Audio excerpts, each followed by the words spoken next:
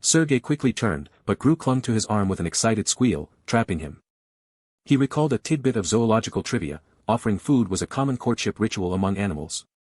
Sergei, attempting a tactical retreat, asked how to say, "I freaking hate you," in squirrel speak, only for Gru to innocently declare she knew no such words. Gru, already munching on something, then innocently asked what "freaking" meant, to which Sergei provided a surprisingly technical linguistic explanation. Before Gru could repeat the forbidden word, Jean Siwen swiftly covered her mouth, declaring it off-limits.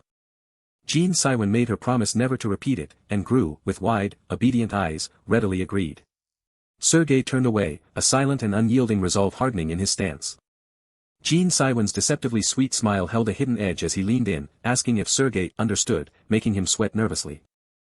As Jean Siwen made plans for groceries, Sergei couldn't shake the feeling of an almost tangible aura radiating from him.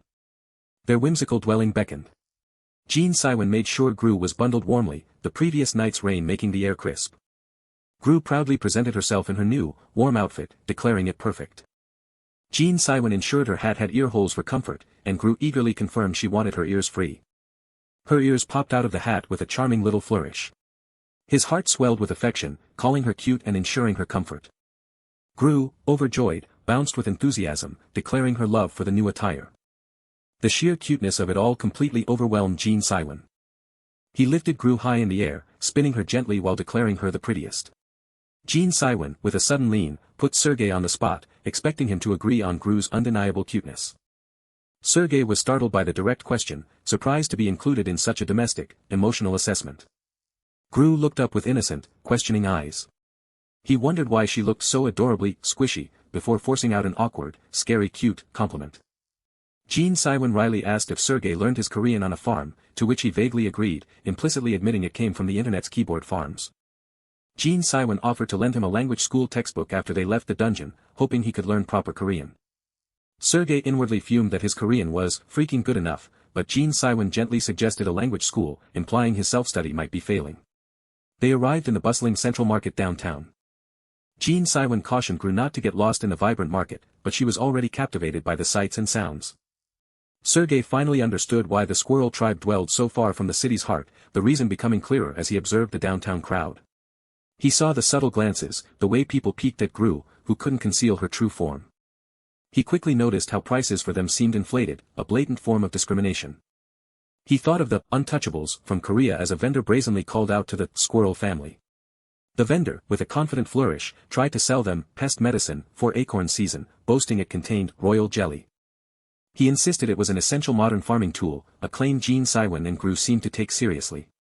Sergei, already irritated, fumed internally at the vendor's ridiculous claims, dismissing them as blatant lies for gullible tourists.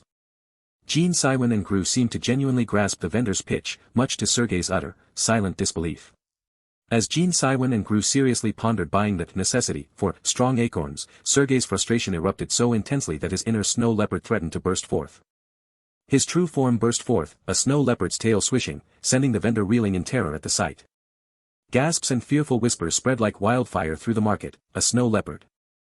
Sergei, fully embracing his snow leopard persona, aggressively warned the cowering vendor not to dare scam him, while Gru finally understood that the strong acorns had been a lie. The terrified vendor scrambled away, leaving them victorious. Jean Siwen and Gru clapped gleefully, praising him as a legendary farmer, leaving Sergei to wonder what he would ever do with these clueless squirrels. He realized he couldn't leave them unprotected, resolving to keep up his intimidating snow leopard facade so no one would dare scam them again.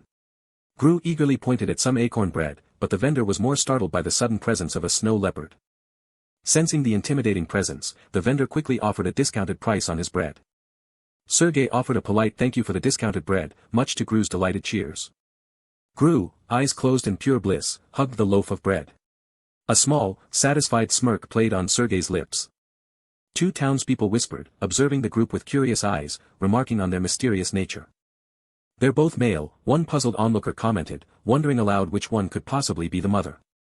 Another spectator decided it must be Jean Siwen, citing his pretty looks and hair color similar to Gru's. With that deduction, they concluded the snow leopard must be the father. An unusual combination indeed, it seemed their distinct features only solidified the townspeople's strange interpretation of their family. The vendor gleefully handed over 2 candy bombs, declaring the treats were on the house, much to Gru's thrilled appreciation. Sergei inwardly celebrated the unexpected freebie and the vendor's kindness, convinced that all future grocery runs should be this painless. Jean Siwen's casual remark about the reassurance of a snow leopard quickly twisted into Sergei's exasperated lecture, warning them not to wander or buy just anything. Sergei huffed out a sarcastic laugh, musing aloud about Gru being a reliable young head of the family, as he stalked away. Sergei let out a horrified gasp when Gru pointed to Jean Siwen, innocently declaring him the mom, and Sergei the dad. The casual question of dad, mom, left Jean Siwen deeply surprised by the title Gru had bestowed upon him. Despite Sergei's frustrated declaration that he was a man and a snow leopard, Gru simply affirmed that was precisely why he was the dad. Sergei's indignant cry of, "What kind of bullsh** tea is that?" was met with Jean Siwen's amused smile and a gentle reminder that such an attitude wasn't needed. Jean Siwen froze as he overheard a townsperson remark on how happily they looked like a family, while Sergei snapped back, questioning who told them to look like one. Sergei loudly grumbled about scammers trying to rip off squirrels, before quickly attempting to change the awkward subject. Gru continued walking, a shiver running through her as she overheard unsettling rumors about wolfkin leaving their territory, known for their cruelty and ruthlessness. Jean Siwen announced his departure with an easy smile, leaving Sergei to sigh in weary resignation. Gru quietly contemplated the unexpected weight of the word family as it echoed in her thoughts. Jean Siwen wondered if he, Sergei, and Gru truly looked like a family, considering if beastfolk had a different interpretation of the concept. Gru gasped in shock, her wide eyes drawing a confused question from Sergei. Sergei's confusion deepened into utter shock. Sergei watched Jean Siwen's tear-streaked face, demanding to know why he was crying.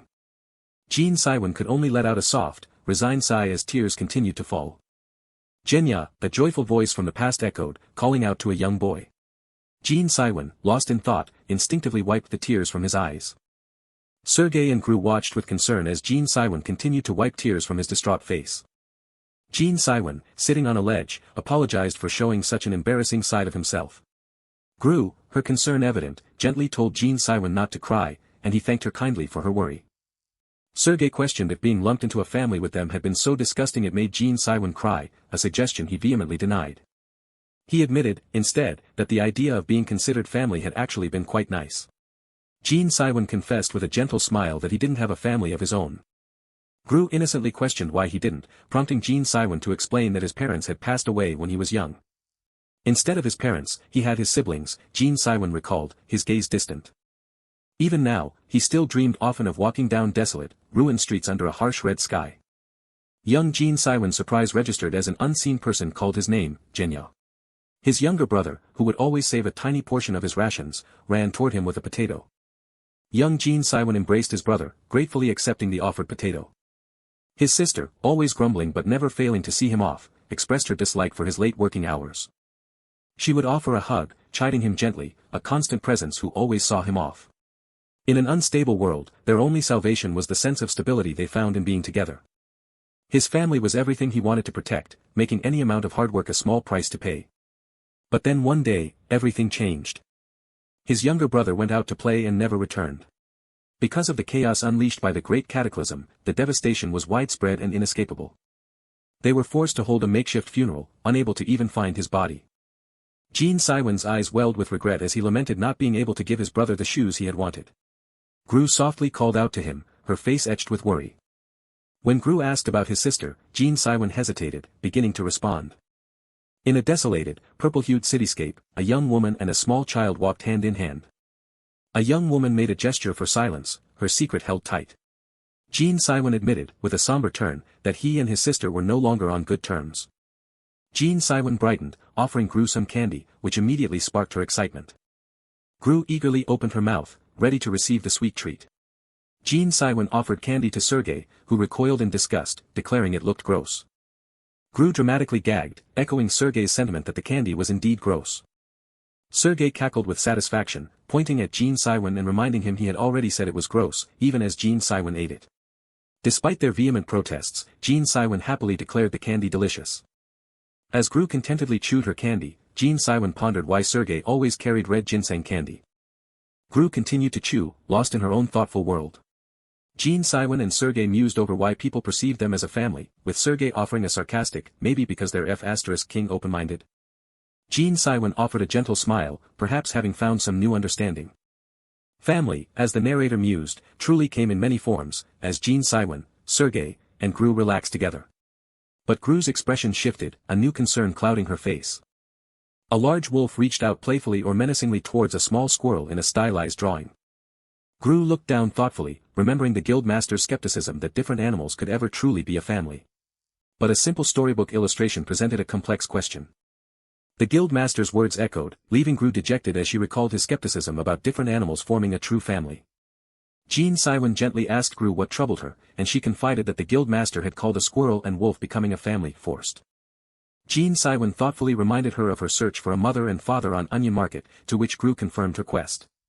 He then asked if she truly wished to meet her biological parents, and Gru excitedly declared her intention for them all to live together. Gru gleefully admitted she hadn't told Sergei about using Onion Market, even as he pressed her about the guildmaster's awareness. When Sergei pressed why, Gru nervously fidgeted, confessing her fear of getting into trouble with the guildmaster for using Onion Market. Sergei's observation that finding her parents would mean living apart from guildmaster on stunned Gru, making her gasp in realization. The thought of living apart, especially from Hunak, gnawed at Gru. She wondered if finding her parents would mean the guildmaster would no longer be her guardian, relieving him of his duties. Gru's heart sank at the thought of losing the comforting bedtime stories and the cherished hugs she often begged for. She worried the guildmaster would stop coming to find her, even when the clock rang, ceasing all the small, loving rituals. These simple, affectionate gestures had become so naturally ingrained in her life. And Gru had never once considered such profound implications until now, a sudden realization hitting her with startling clarity. A strange, tingling sensation spread across her chest, an unsettling feeling she couldn't quite place. A serene outdoor landscape unfolded before them. Sergei walked purposefully along the path, his step steady as he advanced. With a confident clench of his fist, Sergei mused that his body would be fully recovered in just 2 days. Clearing his throat, Sergei gestured towards something with an air of mild intrigue. Gru joyfully played with a flower-shaped sprinkler, the water spraying playfully around her. 2 squirrel children looked on with wide-eyed excitement as Sergei explained the sprinkler's function. Sergei watched with surprise as Gru proudly showed off her new sprinkler to the amazed squirrel children. He then fell into a pensive pondering how Gru had acquired such an item. Sergei, frustrated, demanded to know Jean Siwen's connection to the guildmaster regarding Gru. Gru, beaming with pride, loudly proclaimed her belonging to Hunak, startling Sergei with her enthusiastic declaration. Rubbing his head in concern, Sergei mumbled about the bizarre nature of Hunak, questioning how such a young child could join a guild. Gru, with a curious tap of her finger, wondered if this was a special skill unique to the Squirrel King, like evolution of farming tools. The status window for the Oak Tree of Purification declared its condition excellent, with a lifespan of 5 out of 30 years. Jean Siwen noted that acorns would be appearing soon, prompting Gru to enthusiastically demonstrate how much more they needed to grow. Jean Siwen explained that the acorns wouldn't grow much larger, with Sergei agreeing they were indeed small, a statement Jean Siwen sadly confirmed. Gru indignantly pouted, insisting the acorns were not small, a statement Sergei humorously conceded to with a teasing sound. Gru, in a fit of playful frustration, pulled Sergei's ears, causing him to wince while Jean Siwen looked on in concern.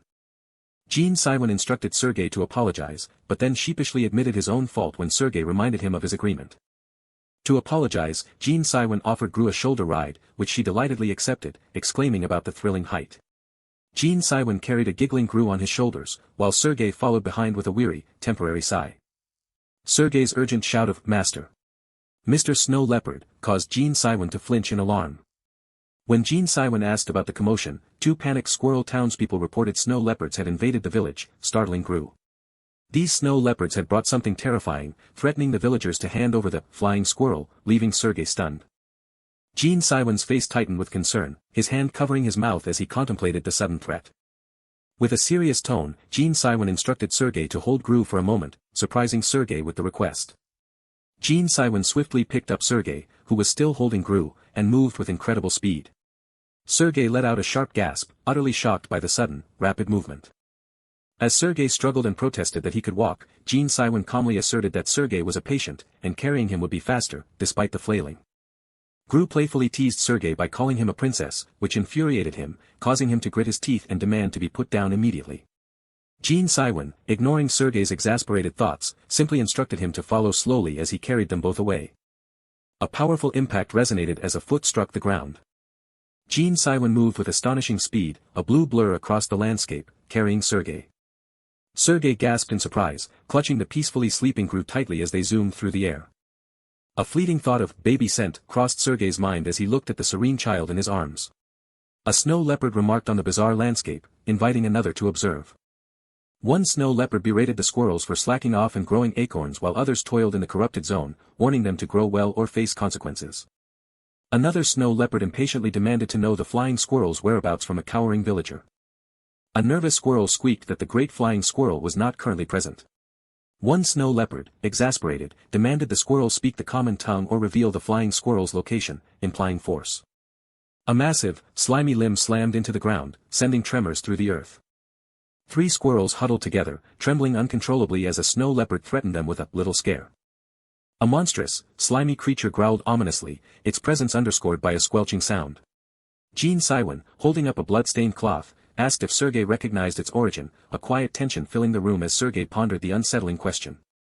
Then, a sudden, almost comical, dawning of understanding washed over Sergei.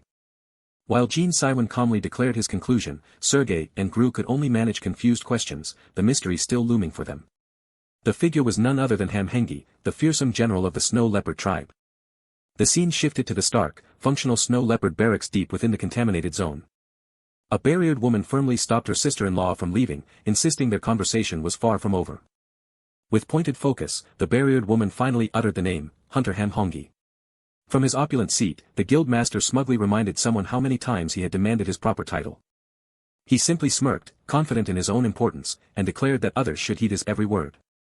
The special skill, General's Command, activated with a powerful surge, forcing the barriered woman to wince and cry out in painful strain. Lounging on an ornate table, Gru gleefully chuckled about his freaking awesome new skill, already plotting its use for when his mother dared to cut off his card again. With a casual hum, Gru decided it was time for a little chat, pointedly asking his sister-in-law if she truly resented bringing in the flying squirrel. Her body jolted almost imperceptibly, as the woman's distress became palpable under Gru's accusatory gaze. The woman explained the dwindling acorn supply and the urgent need to purify the contaminated zone to reclaim their former lives and use their cards again, which only earned a sarcastic chuckle from Gru about her precious card. She attempted to argue that other squirrels could easily replace the flying squirrel on the farm, but Gru's terse, who said that, challenged her flimsy logic. With an indignant sigh, she vaguely attributed her words to everyone, a concept Gru pointedly echoed with a clear tone of skepticism. A sinister smirk played on Sergei's lips as he realized that with Sari's surveillance finally gone, his cunning plans would now proceed with unexpected ease. He remembered the child of the flying squirrel, the very one he had seen through the eye device not so long ago. The warm, blurred image of the young child being held by a shadowed figure flashed through his mind. With a renewed, ominous smirk, Sergei knew this was undoubtedly the same child from the auction house, possessing an unmeasurable item, a sign from the heavens telling him to claim it. Warm sunlight streamed into the rustic room. Gru munched happily, barely reaching the sink. Gru declared herself squeaky clean, with a triumphant giggle. She bounced with unbridled joy. Then, a name, Mephi, caught her off guard. The little bear-like creature was still updating.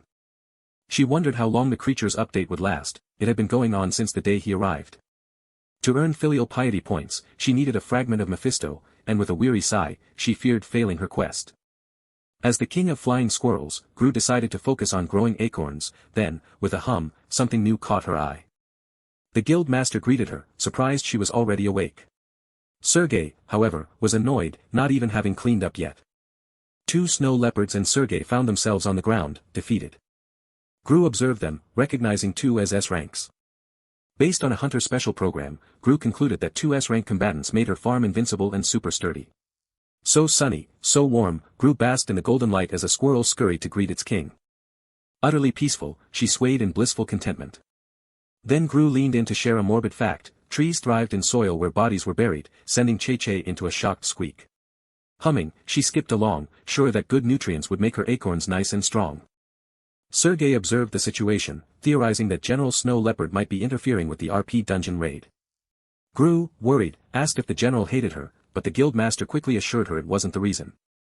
Snow Leopard too suggested a connection to Gnosis, prompting Gru to ask if he was one of the bad villains. Instead, Snow Leopard too believed he was being controlled, and Gru gasped in alarm. Gru's mind raced, wondering if this mind control mirrored what happened to Iromi with Sister Neon. The guildmaster reassured Gru he would protect her, though a subtle whimper of concern escaped Sergei. Sergei calculated that even with a grudge, Ham Hongji, if controlled by Nao Hyang, would have no reason to target Gru when the goal was rapid acorn production.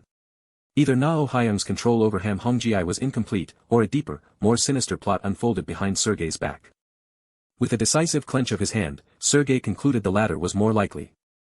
His injuries healed and mana almost full, Sergei calmly reflected that his true identity as Gnosis remained hidden. His resolve hardened, he would kill the Gnosis hunter, then escape. Next, he would steal the special acorns and locate the dungeon heart. Gru's innocent voice cut through his dark thoughts, asking if he felt sick. He looked down at Gru, startled from his reverie. The guild master, noticing his pale face, offered him rest, leaving Sergei slightly flustered. Brushing off their concern, Sergei claimed he was just lost in thought, privately amused they knew nothing of his true identity, but Gru eagerly offered her own help anyway. The guild master gently appreciated Gru's sentiment but declined her offer to help, much to her loud surprise. He still didn't believe in Gru, she realized, pouting in annoyance. It couldn't be helped, she had to tell him the truth, but first, she furtively looked around. Gru leaned in conspiratorially to whisper her truth, she was a hidden power loser, which left the guild master utterly confused. With a dramatic gasp, she proudly defined it, someone who hid their power but was a total loser.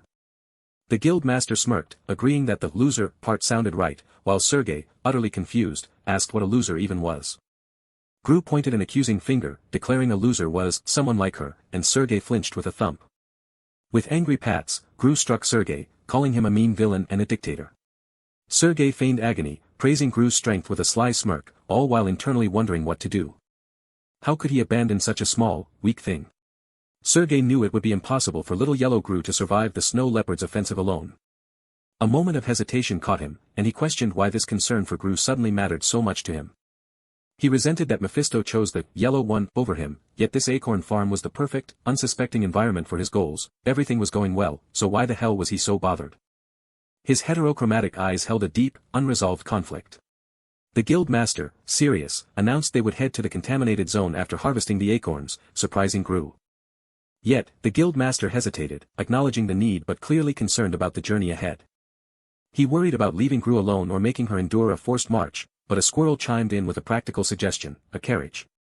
The squirrel whispered a secret to Gru, leaving her speechless with surprise. Gru excitedly announced Chesh's suggestion, they could take a train, surprising both the guild master and Sergei. A train journey would carry them through the vibrant countryside.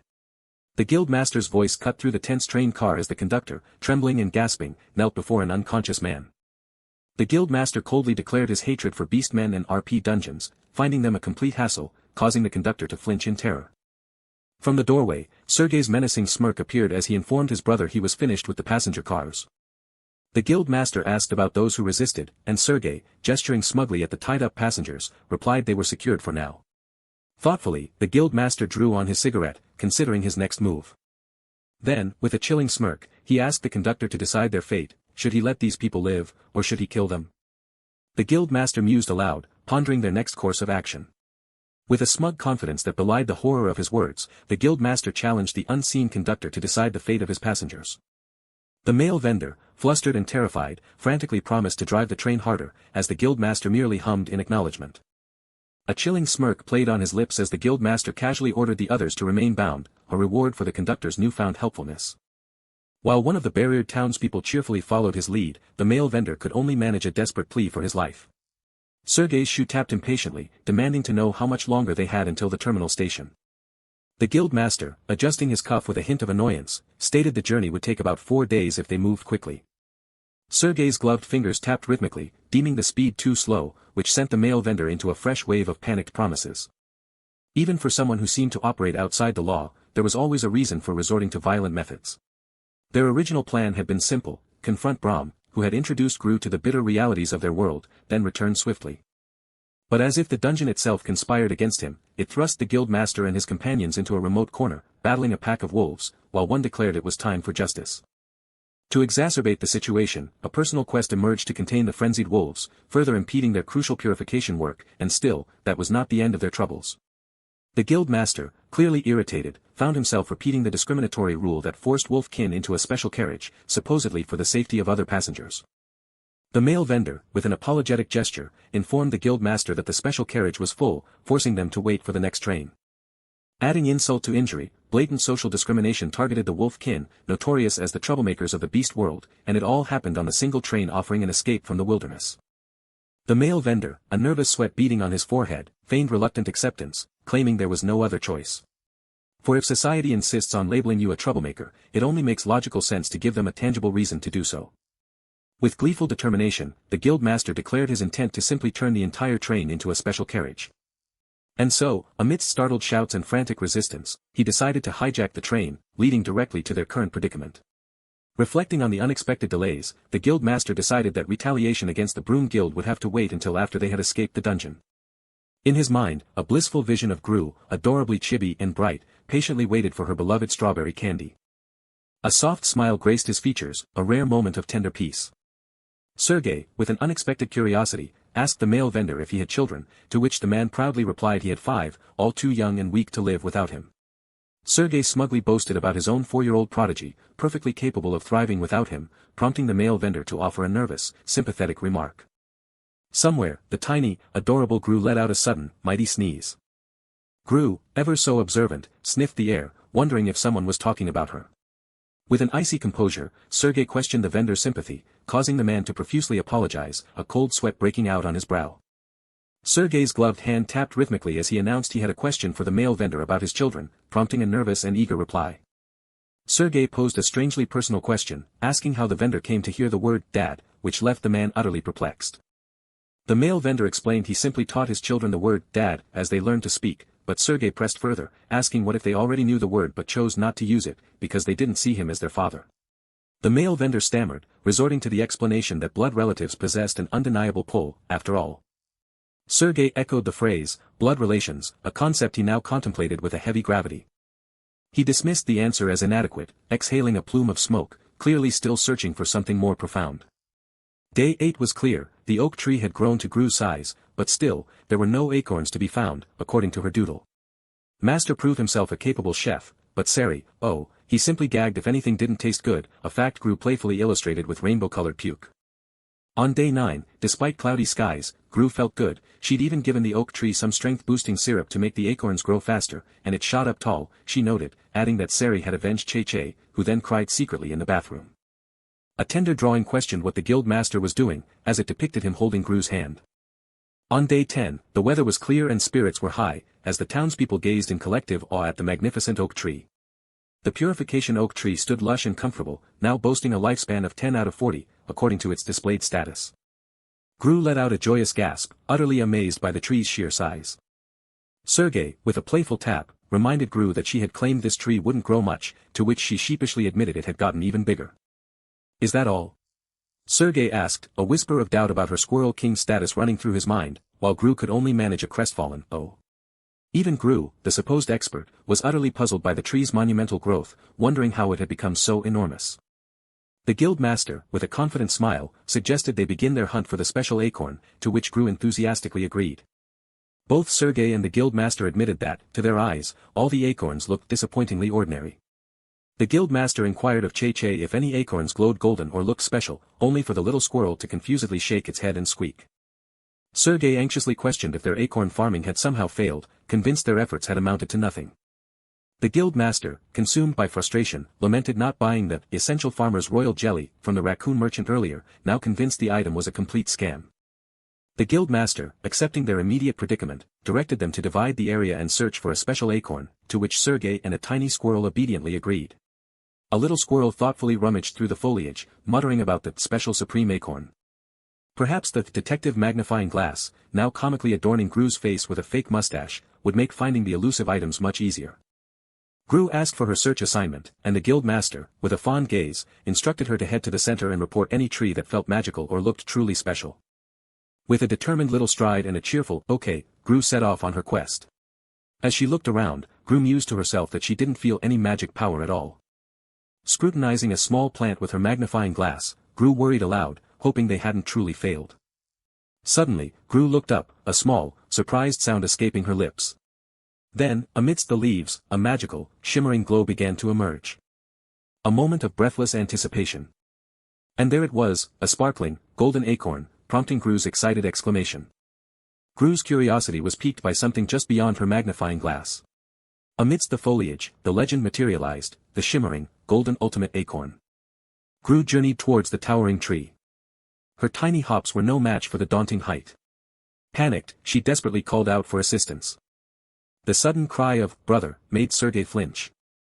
I'm not slacking off," Sergei stammered, only for Gru to clarify, "not that." His confusion deepened. The guildmaster seemed to exclaim with a burst of energy. Finding the acorn, he mused, proved more challenging than anticipated. He let out a soft sigh, regretting the absence of Barrett's whisper. Further forward, the guildmaster directed, then exploded, "Ah! Where exactly?" Sergei's patience wore thin. "How are you so bad at this?" "Hey, don't cover my eyes," Sergei protested, suddenly blinded. Gru's instructions were a little bit more to the front and side, prompting Sergei to ask, "Which side?" Your eating hand," she replied. "No, not that one." Gru quickly corrected, ignoring Sergei's protest that she had just said eating hand, before gesturing, "I mean over there." "You could have just said, right, from the start. Are you a dummy?" Sergei bellowed, only for Gru to shout back, "Gru's not a dummy. That is the eating hand. Did brother not go to preschool either?" "Fine. I didn't go to preschool," Sergei roared, the declaration landing with a jarring force. Sergei looked on in confusion as Gru trembled, suddenly apologetic. "Brother, Gru is Zoe," she murmured, patting his head, which only made Sergei feel worse. "Why the sudden apology? I'm living my best life even without preschool, okay?" Gru continued to tap his head, insisting, "Zoe, really," much to Sergei's growing annoyance. The guildmaster watched the scene unfold with a quiet smirk. The grabbing tool reached high into the branches. Gru expertly swished the tool through the leaves. "Got it," she announced with a gleeful smack.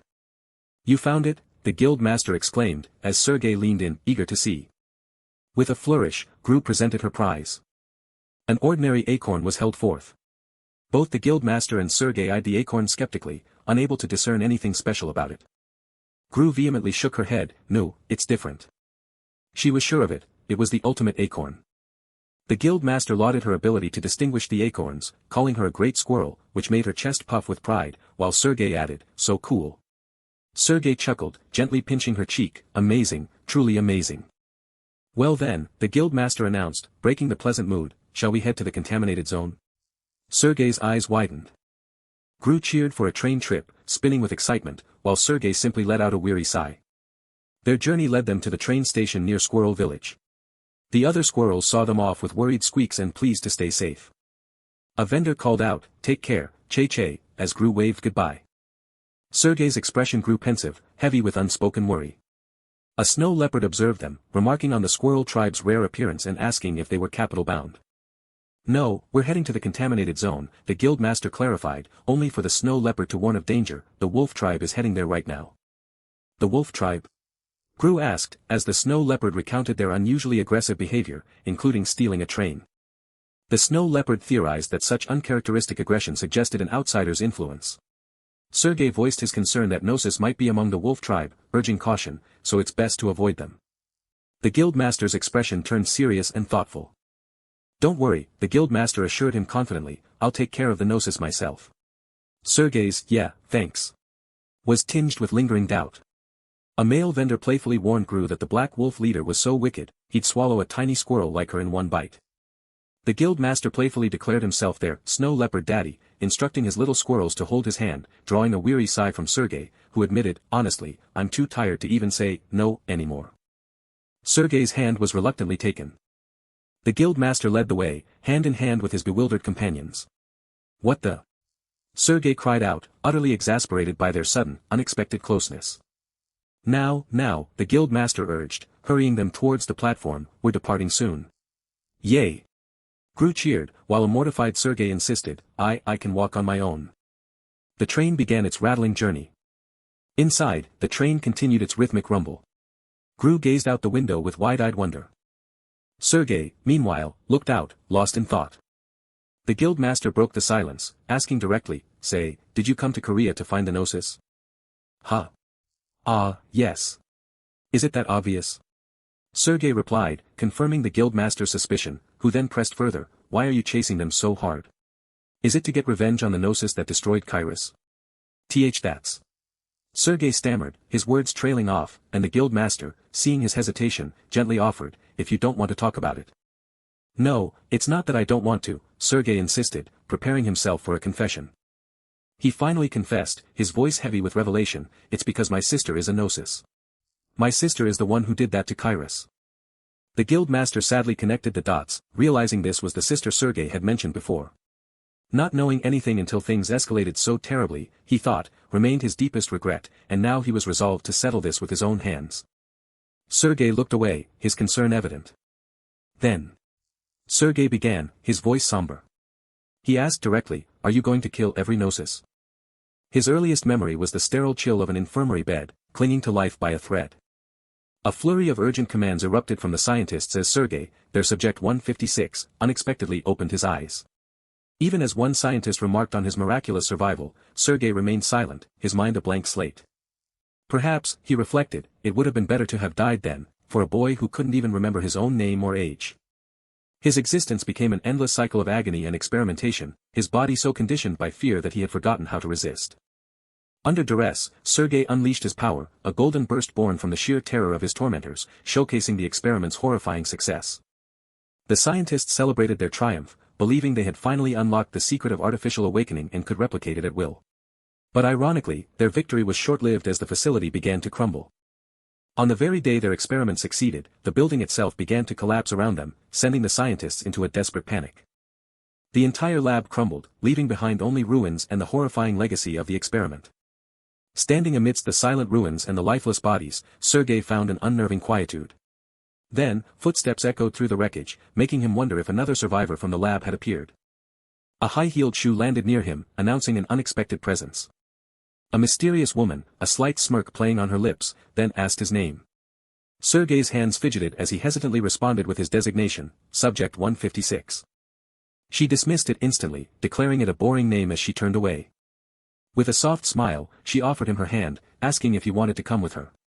Sergei stared at her outstretched hand, the promise of a different future hanging in the air. Tentatively, Sergei agreed, and the woman suggested a new name, offering him the chance to choose.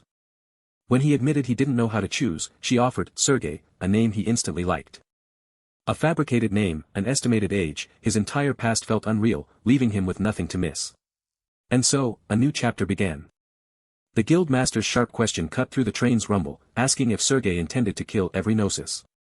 The guild master listened, a gentle, knowing smile playing on his lips. Gru's innocent confession that both dying and killing were scary prompted the guild master to wonder if Sergei's intensity came from Gnosis blood. But the question remained, what if the person one had to kill was family? Gru, her eyes downcast, admitted the thought of it would make her incredibly sad. The guild master gently patted her, apologizing for the scary conversation. Gru peeked up, her curiosity unvanquished. She pointed to something, innocently asking what it was. It was a mark used by the Gnosis, the guild master explained, and Gru repeated the name with a new understanding. The guild master warned her to be careful if she ever saw such a mark, and Gru listened with a serious silence. The train rattled onward through the expansive landscape. Gru sat alone on the compartment floor, lost in her thoughts. She wondered what the guild leader might be doing at that very moment. Life at the squirrel farm with Mr. and brother Sergei had been nothing but fun, but a different kind of reality loomed. Sergei offered a gentle, confident smile. Sergei's patience snapped, complaining that their language skills were so similar a spelling test wouldn't even show a difference. Gru retorted with a saccharine reminder of her mere 4 years, quickly followed by a frustrated, arg. Their playful argument escalated into an absurd comparison of their language deficiencies, from Russian to squirrel. When Gru asked his age, Sergei replied, 16, but the word probably hinted at a deeper uncertainty. Gru's surprise at his answer led Sergei to admit he barely remembered anything from his childhood, stating his age or name didn't really matter. Sergei then explained that Gru's birthday was also fake, the day the orphanage director had brought her in. She had been told she was left at the orphanage on a heavily snowing day, a tiny note with the name Han Gru, her only companion. Despite its origin, Gru affirmed her name was real, and that was why she liked it so much. The guild master gently patted her head, understanding Gru had also known her share of hardships. As night fell, Gru's request for a bedtime tuck-in met with Sergei's firm refusal, reminding her she had managed fine before. Gru countered with a dramatic wail of loneliness, declaring she missed the guild leader, as she clung tightly to Sergei.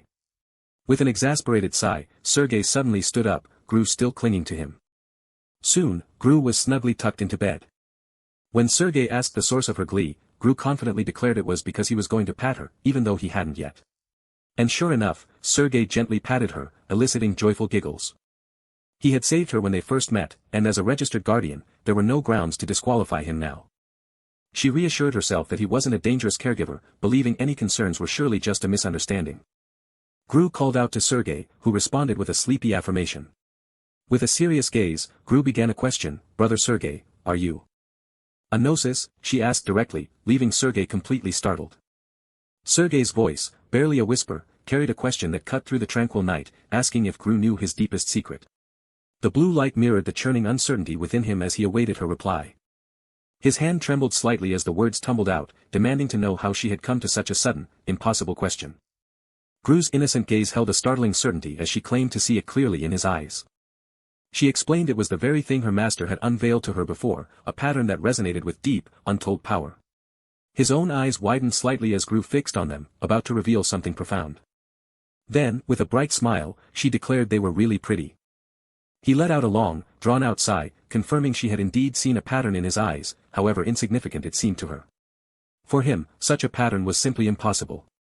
He inwardly wondered if Gru had simply seen things wrong. But Gru's eyes glowed with certainty, cutting through his doubt as she insisted he had seen right.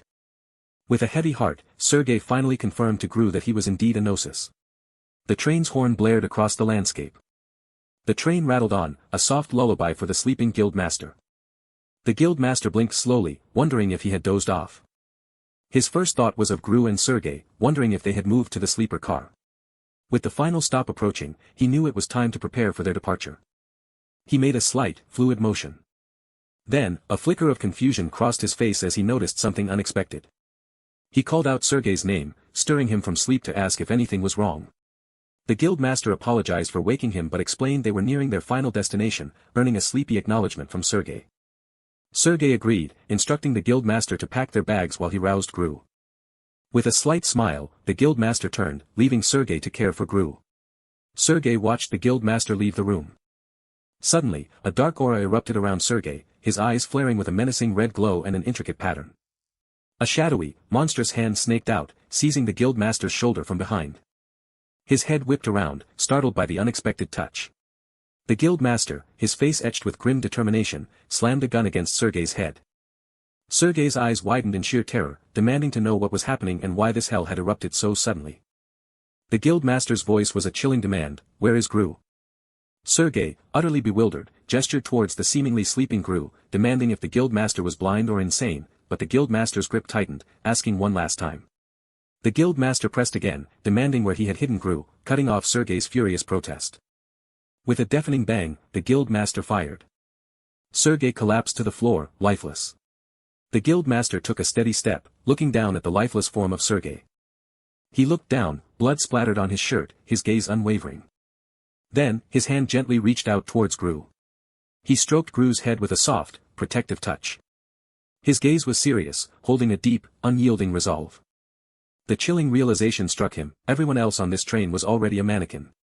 He gave a chilling order to Barrett, eliminate every single mannequin. Screams filled the air as the attack began. What is that thing? One screamed in terror. It's a monster. Run. More screams erupted as panic spread through the car. The guild master watched the brutal crunch and crack of the destruction with a serious expression. Barrett continued its violent, destructive assault.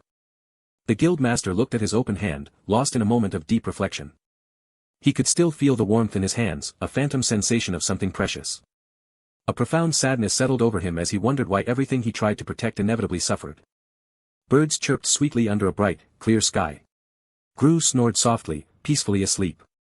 Curled on a sturdy tree branch, Gru slept soundly, resembling a tiny, peaceful squirrel. Her eyes fluttered open, slowly blinking away sleep. With a dramatic yawn, Gru stretched her arms wide. She rubbed her eye, a little confused. Looking around at the vibrant new surroundings, Gru wondered aloud, where am I? Gru simply gulped down her drink, savoring every last, leafy drop with blissful peace. With a mischievous wink, Gru struck a playful pose, a single leaf her only prop. But an innocent confusion suddenly washed over Gru, leaving her to ponder, how did things end up like this? Cradled in Sergei's arms, Gru confessed a heavy truth, she really was a gnosis. A shadow of anxiety crossed Gru's face as she looked up into the uncertain gloom. Her pink eyes welled with urgent tears as she pleaded for someone to run away right now. As she fell through the sparkling darkness, Gru screamed desperately, urging them to hurry. The flying squirrel plummeted, dazed and bruised from the sudden impact.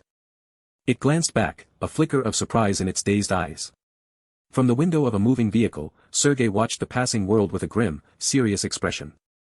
Hugging her knees in a somber embrace, Gru quietly reflected on the crushing realization that Sergei was truly a gnosis.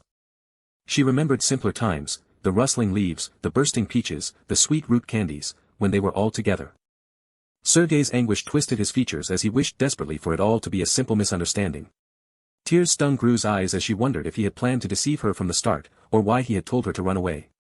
A sharp, stinging pain like a hedgehog rolling in her chest made Gru clutch herself on the tree branch.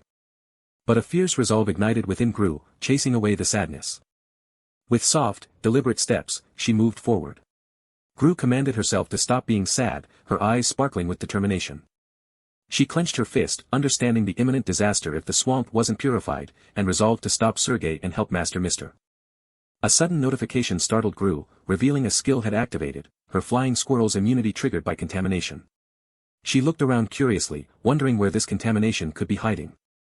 Her gaze sharpened, locating the source of the hidden danger. With a determined leap, Gru ran along the fence, knowing she had to reach it before it was too late. She rushed away, convinced her acorns were the key to purification. Sergei strode through the dark forest, utterly frustrated that the flying squirrel had vanished from the farm in a second. He muttered curses under his breath, realizing with a final tap that time was running out. The guildmaster's smirk belied the tension as he confronted Sergei, demanding to know why he sought the flying squirrel. Sergei faced the guildmaster, a serious resolve hardening his features. As Sergei pressed closer with his question about the flying squirrel, the guildmaster hesitantly responded that it was for the acorns. Sergei's accusation cut deep, pointing out that if it were only for acorns, the guildmaster wouldn't have touched the flying squirrel before harvest time, leaving him flustered. Sergei smirked, dismissing the guildmaster's excuses as hollow, and activated his skill, dust to dust, ashes to ashes. The guildmaster's hand began to melt and drip, an agonizing transformation. He screamed in horror as his organic matter dissolved, returning to soil and sand. No, no, the guildmaster shrieked, desperately begging Sergei to save him. Sergei watched calmly as the guildmaster's screams faded into the dissolving darkness. Sergei remained stoic as the guildmaster, now barely coherent, frantically promised to stay away from the flying squirrel if only the torment would cease. Sergei activated another skill, synthesizing the dissolving matter back into the guildmaster, and coldly asked if he was finally ready to be honest. The guildmaster pleaded frantically, insisting it was no time for their quarrel.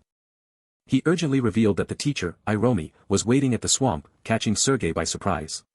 Kim Jun-hwan, the Freefall Guild leader, surveyed the mystical forest, noting the thick, fog-like contamination surrounding them. A flicker of curiosity crossed his face. A snow leopard questioned guild leader Chion's presence, believing he had gone to another sector.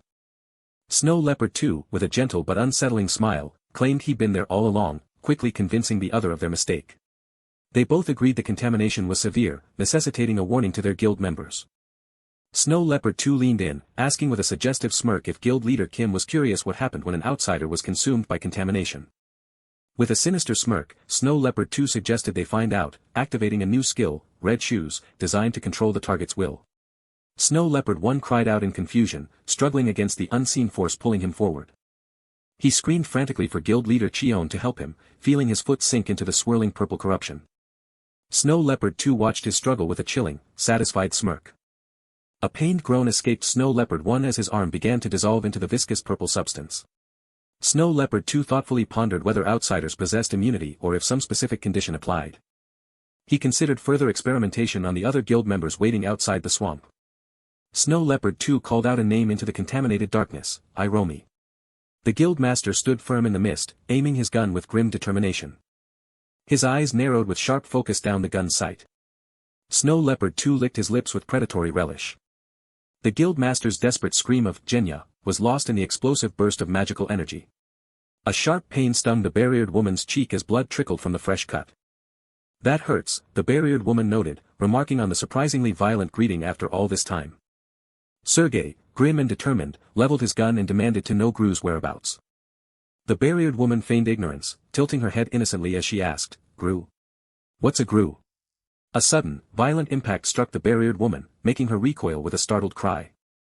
It's going to be your head next, Sergei threatened, demanding the location of the 4-year-old girl she had taken, as the wounded woman staggered. Despite the bloody scratch, the barriered woman smirked, pointing out that her attacker, Genya, was deliberately avoiding her vitals. Sergei flinched, suspicion clouding his face as he wondered if her actions were truly to find the child, or if there was something else. The barriered woman, surrounded by dark magical energy, twisted his words into a taunt, suggesting his hesitation stemmed from his lingering attachments to his only family. Sergei, his gun pointed forward with fiery intensity, challenged her in return, asking if she truly believed he lacked the courage to pull the trigger this time. A catastrophic rumble filled the air, followed by the deafening crash of explosions tearing through the urban landscape. Sergei called out to Irina, who walked away from him amidst the fiery destruction. Irina turned back, a subtle smirk playing on her lips as she acknowledged Sergei's presence. Her smirk remained as she inferred from his panicked expression that he had already discovered the truth, just as Sergei nervously cocked his gun. Overcome with anguish, Sergei cried out, demanding to know why she had done it.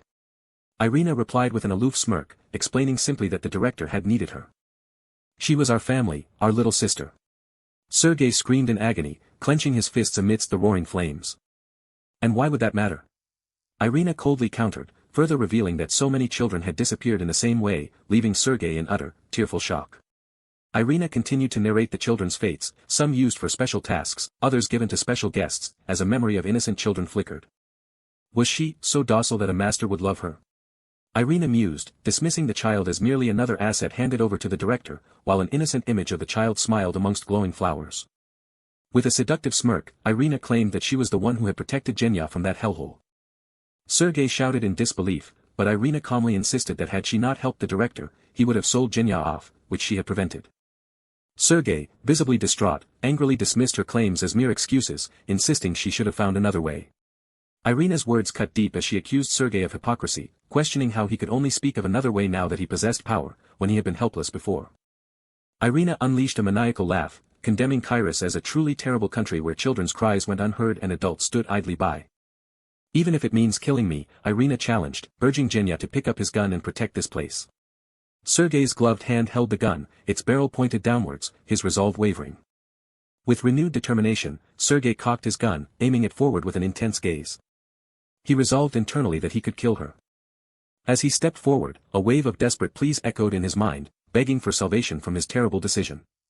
Sergei gasped in shock, realizing his body was moving forward against his will. A skill called Red Shoes activated, and Sergei cried out as his body felt like it was burning up. He pleaded for the forced movement to stop, horrified that the shadowy figures ahead were real people, not mannequins. Another man screamed, falling violently into the dark, splashing water.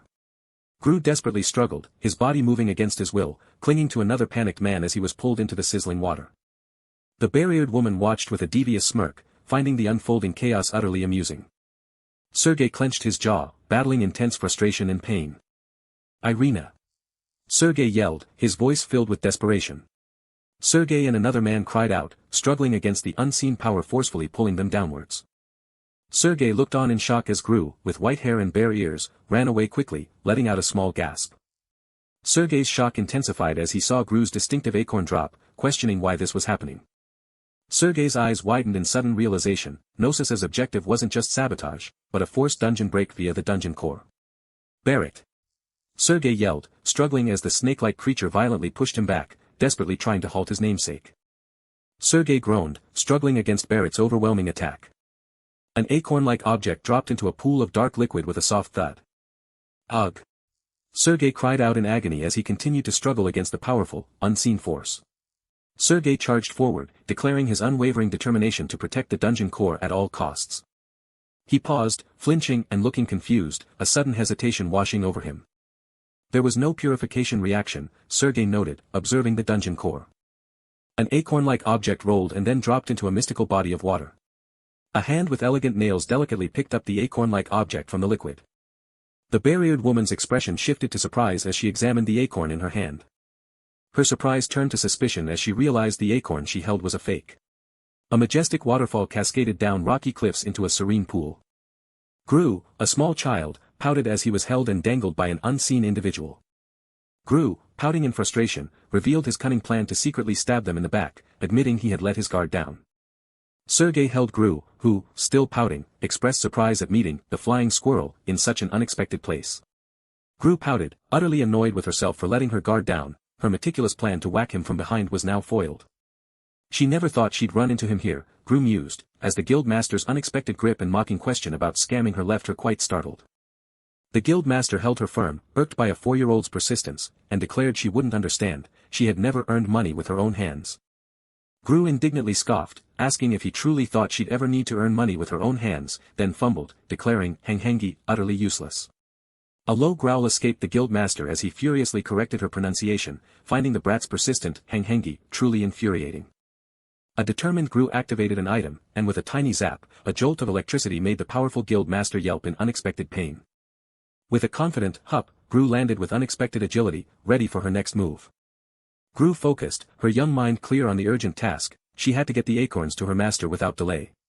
The guild master, annoyed, tried to tell Gru to forget it, but she indignantly retorted, questioning where he thought he was going in such a dangerous place, even as he muttered about such a tiny thing. The guild master cried out as a sudden shock hit him, catching him entirely off guard. He staggered, muttering incoherently about needing to catch the flying squirrel, startling Gru. The guild master's face contorted into a focused, almost menacing expression as he whispered about the flying squirrel. Gru repeated the name Hanghangi, a hint of curiosity replacing her earlier exasperation. The guild master pointed decisively, commanding his shadowed subordinates to bring him the flying squirrel. Gru gasped, horrified by the guild master's ruthless command. He wanted the flying squirrel, even if it was a corpse. A wave of terror washed over Gru, compelling her to flee from the menacing group. Before she could escape, a hand abruptly grabbed her arm, stopping her in her tracks. Every path was blocked. Gru found herself small and helpless, completely surrounded.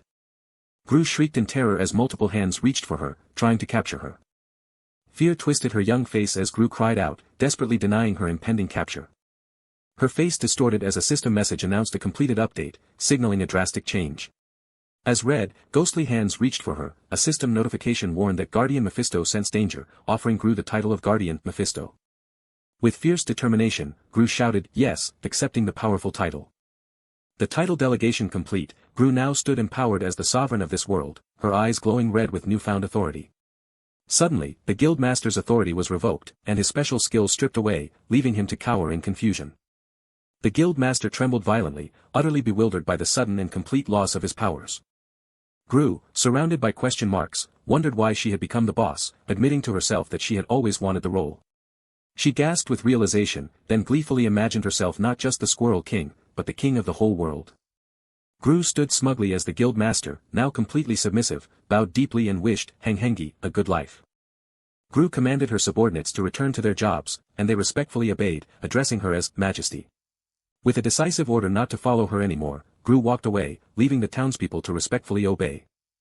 Gru pondered her new life as a wise boss squirrel, but a system notification abruptly warned that her mana was insufficient and her title delegation would soon end.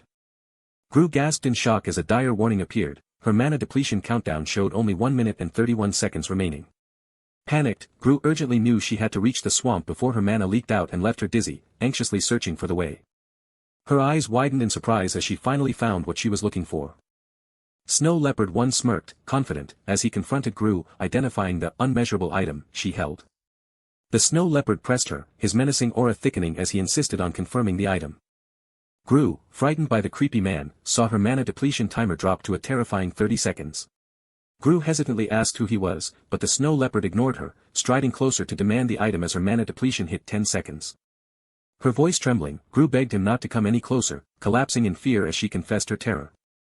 The Snow Leopard angrily demanded the item, reaching for her as her mana depletion timer plummeted to 5 seconds. With her mana depletion timer at a critical 3 seconds, Gru desperately cried out for the guild leader. Her skill, Deep-Rooted Attachment, activated, sensing the presence of her primary guardian. Gru's eyes glistened with unshed tears, her face a picture of sadness and anxiety. Gru looked on in surprise at the unconscious guild master lying on the ground. Gru reacted with wide-eyed surprise as system notifications announced a new function for her Deep-Rooted Attachment skill, unlocked because her bond with her primary guardian had exceeded requirements. The skill, the happiness of being together, was activated. The guild master listened thoughtfully as a system message explained that a child's happiness with their primary guardian sustained their peak condition. Gru questioned if he was truly the guild leader, as he looked at her with a thoughtful expression. The guild master hummed softly, his face pensive as he looked away. Gru's face contorted in shock and terror as she heard the guild master declare her a delicious-looking squirrel. Trembling in fear, Gru realized this might be a fake guild leader, and determined she needed to run. A hand gently stroked Gru's head, an unexpected gesture. The guild master unsettlingly told Gru she would make a perfect snack, a predator's observation in a scene blending cuteness with underlying threat. The guild master's confident smirk confirmed it, he truly was the guild leader. Tears streamed down Gru's face, her small frame racked with sadness. She sobbed loudly, her face contorted in distress. Gru continued to cry, turning her head away in lingering distress. Gru cried out, "Daddy," and clung to the guild master, who held her close and patted her back. A soft, contented sound escaped Gru as she finally found peaceful sleep, cradled securely in her guardian's arms. Beaming with cheerful confidence, Gru proudly introduced herself, Han Gru. The guild master contemplated scolding her, a stern thought that warred with the calm warmth of holding Gru so close. In a blissful vision of pure joy, Gru and her tiny self gleefully called out for "Daddy." A soft hum escaped the guild master as he turned away, lost in quiet contemplation. With a gentle, exasperated sigh, the guild master affectionately asked, "Why are you a squirrel?" Gru proudly declared herself a flying squirrel, the very king of all squirrels, to which the guild master could only reply, "Is that so?" Gru enthusiastically explained that flying squirrels were okay with pollution and could even recognize awesome acorns. Then, with a sudden gasp, Gru realized the full implications of the acorns. Her panic escalated dramatically, as Gru shrieked, "Wah! This isn't the time for this." With fierce determination, Gru commanded the guild master, "We have to go to the swamp to purify it, Huey." A pained whimper echoed through the somber forest as Gru called out for "Mr. Master," finding Sergei unconscious with a colossal snake coiled beside him. Gru scurried forward in a panic, the guild master following close behind, his expression serious. Gru whimpered with anxiety, asking about Sergei, but the guild master calmly reassured her he was merely out of mana and would recover after resting. With a sigh of relief, the guild master observed the chaotic scene, wondering if Sergei had single-handedly held back all the pollution. The guild master mused that despite Sergei's goofy demeanor, his mana had been incredibly strong, making him seem shady, yet now he appeared more foolish than expected. Gru gasped in surprise, pointing out the giant snake as it stretched its tongue curiously towards her. A terrified shiver ran through Gru as she believed the giant snake was trying to eat her. But with a soft rub against her, the snake surprised Gru with an unexpected, gentle gesture. Gru, no longer scared, thought the sparkling scales were so pretty.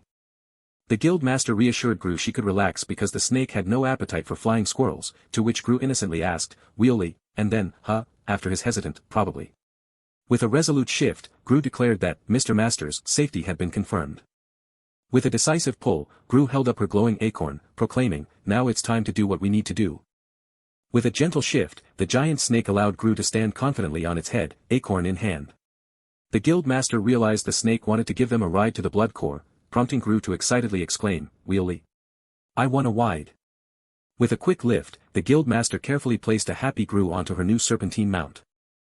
As the snake whooshed through the forest, Gru cried out, "Whoa," with unbridled joy. With focused precision, Gru threw her glowing acorn towards the dark, swirling mass. The acorn ignited with a powerful crackle, bursting with light upon impact. A brilliant, magical explosion of pink and blue light transformed the area into a vibrant spectacle of swirling flowers and butterflies. A system notification chimed, revealing the glowing green crystal as the dungeon core of the polluted canal. Gru triumphantly pointed at the glowing crystal, declaring, "I found it, the dungeon core." As the guild master reached out, the dungeon core crackled with electric energy, shimmering fragments of light shattering around his hand. Suddenly, the giant snake's body unexpectedly swelled and changed shape. With a sudden rustle of feathers, a tiny chick, Mephi, appeared on Gru's head, shocking the guild master, while Gru exclaimed, "Mephi, when did you wake up?" The guild master stared, bewildered, asking if the chick was the egg from the fridge, to which Gru eagerly responded, "Yeah, can I raise it?" With a thoughtful nod, the guild master pondered the crucial question, "What does this thing even eat?" Gru gasped in shock, perhaps at the guild master's unexpected question, "I thought you knew." A worried whimper escaped Gru as she agonized, what if Mephi ends up dying because he can't eat, all while the tiny chick peacefully snored on her head. The guild master reassured Gru that they would figure out Mephi's diet once they left, and the chick wouldn't die, to which Gru hesitantly replied, "Okay." The dungeon, polluted canal, was cleared, and the exit began to open, much to Gru's curiosity. A grand, ethereal portal opened in the sky, emitting vibrant pink and orange light. Gru exclaimed, "The sky is so pretty," as the guild master carried her through the portal, signaling their return with a gentle, "Let's head back now." A celebratory chime announced the completion of the Guardian quest to find the fragment of Mephisto, awarding a monumental 100,000 filial piety points. With a bewildered head tilt, Gru pointed to herself, questioning, Mephi's quest. As Mephi made a soft sound, Gru wondered aloud, how did it realize it was completed? The bustling train station hummed with the sounds of a busy crowd, filling every corner with countless people. A thoughtful observer remarked, when something that rare appears, it makes sense people would want to go see it. The startled train conductor, now identified, exclaimed, "Ack. That voice belongs to." As a familiar presence made itself known. The guild master smirked, realizing the conductor was less than thrilled to see him, while the panicked man stammered, "Th, that's a misunderstanding." The guild master, casually fluttering 2 tickets in his hand, asked the surprised conductor, "Why are you so tense?" "I'm just a passenger today."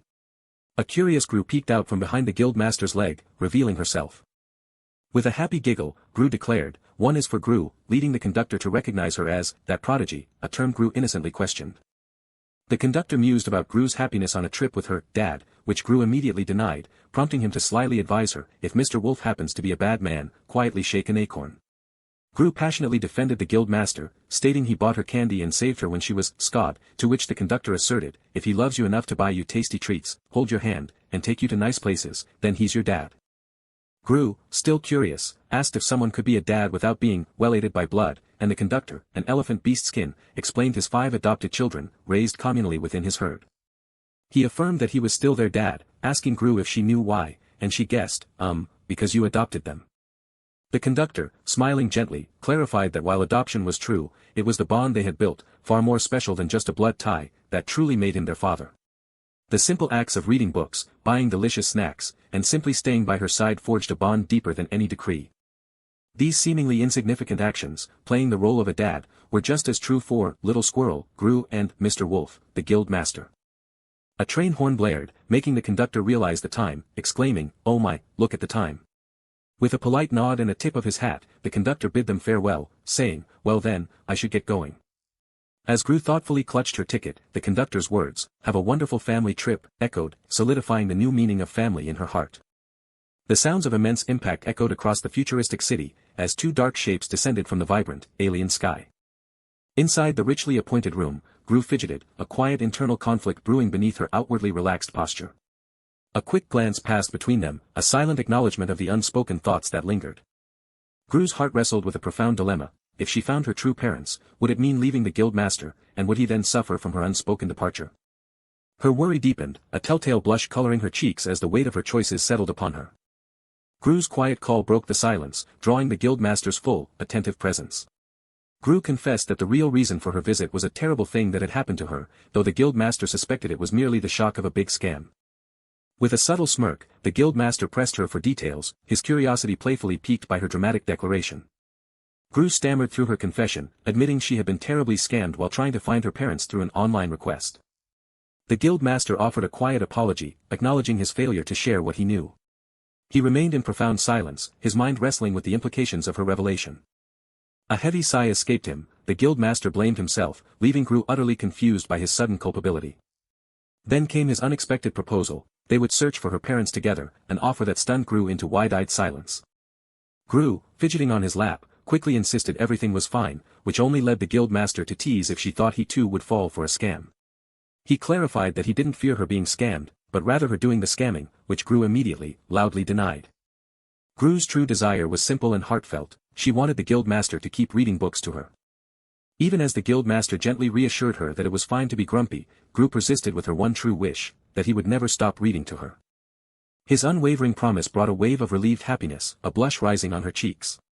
He made a profound vow, promising that even if she found her birth parents, even when she grew into an adult, he would continue to read to her.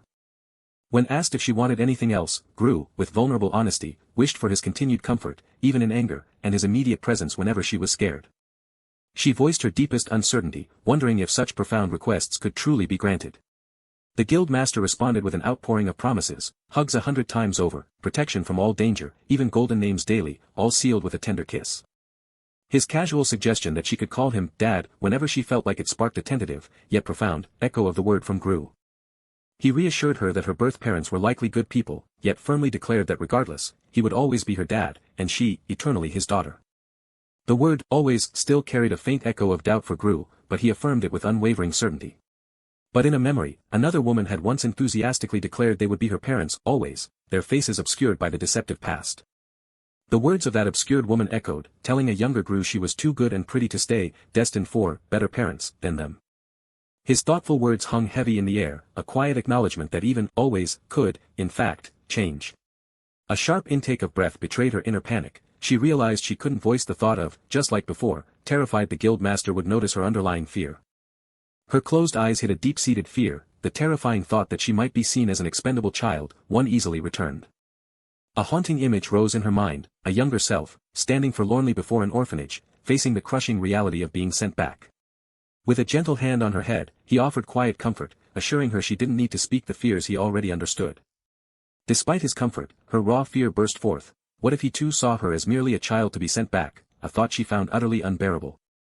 He declared with absolute conviction that he would never send her away, dismissing her query about being his real daughter as utterly irrelevant to their bond. He paused, gathering his thoughts to articulate the profound truth of their connection. He proclaimed their bond was a family far more special than any bound by blood, a joyous truth that seemed to echo through Gru's past. A gentle clasp of hands served as a silent, warm affirmation of his words. Gru sought one final reassurance that he wouldn't send her away, to which he pledged to promise her every single day until she truly believed it.